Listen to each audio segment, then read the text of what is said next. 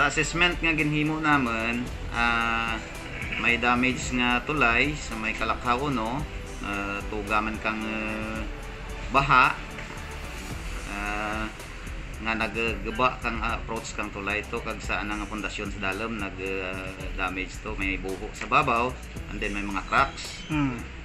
So ang base sa amon nga assessment to, siguro nagkabkab sa dalom tungod sa baskeg nga baha, kay gulpi lang man nagabulos ang baskeg nga uran mo.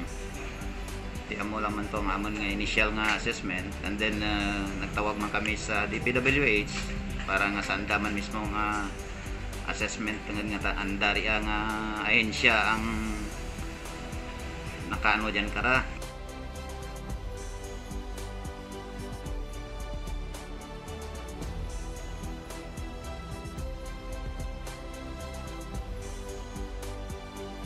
So suno man sa assessment kang DPWH nga hindi anay pagpaagyan to kay tungod nga may mga cracks kag buho, kag sa base man sa amon nga pag-analisar nga daw may delikado man ang atin nga mga motorista nga mag-agi.